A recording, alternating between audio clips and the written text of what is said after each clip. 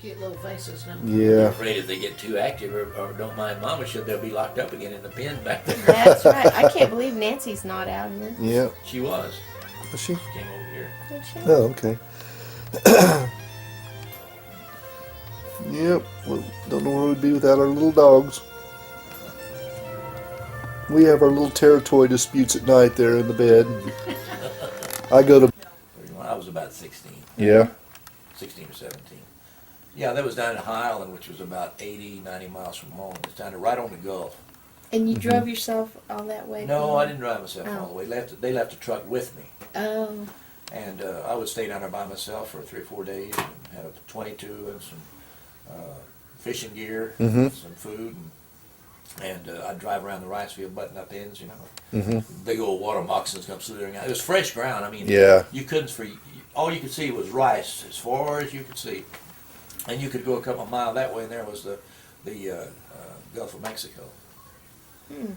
But I was back there by myself. That's what I was talking about. I had alligators there. I'd be out there fishing in the canal and see these old eyes floating around out in the middle of the water out there. Now, you told me that you could tell how big they were. Well, their eyes are further apart they're set, you know. The The bigger they are, yeah. Yeah, I never slept on the ground out there. I Oh, slept in yeah. that pickup. I slept in the cab of that pickup. Yeah, man. that would be. Scary. Yeah.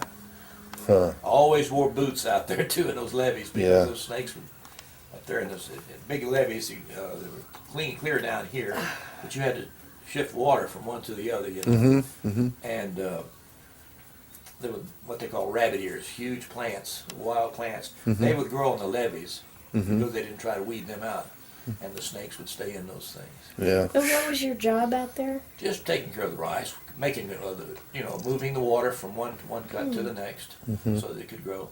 And didn't you say you also had to load bags of rice? Oh, when I was a kid, and when we harvested, they were 200 pounds. What was that story? You were saying something about some black guy that an alligator was chasing him or Oh, something? it's down at the same place. You see, this place down in Highland was, like I said, it was virgin country, and they had just drained that marsh. It was one huge marsh down there, and boy, that was a hunter's paradise. Ducks would come down there; they just blacken the sky almost when they took off.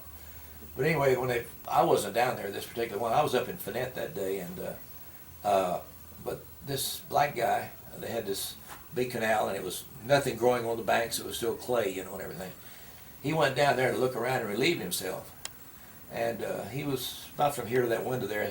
He looked over, and there was this huge alligator, and he kind of watched it, but the old alligator was just sunning. He wasn't moving. He just sitting there like that, pointing toward the water, and this black guy got up and he started making the peeing in the water and it making that popping noise, you know, and the old alligator kind of stood and came to it and he started switching his tail and that guy come unglued. They said he run up that cliff was pretty high, about as high as this wall here at an angle. Yeah.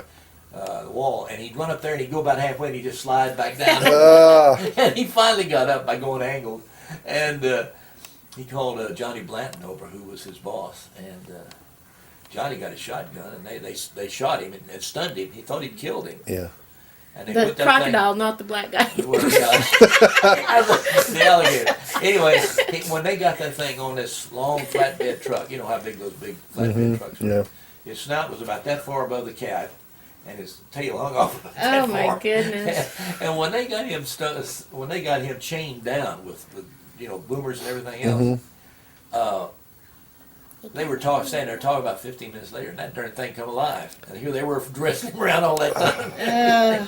They brought him back to Finette. And boy, I'll tell you, that was a monster. I was up there at the store. See, What did they end up doing? at the store. Huh? Why didn't they just Wanted to leave? eat him. Wanted to bring him home and use that hide. That hide was pretty valuable. Oh. But yeah, and the meat of the tail is really good. Man.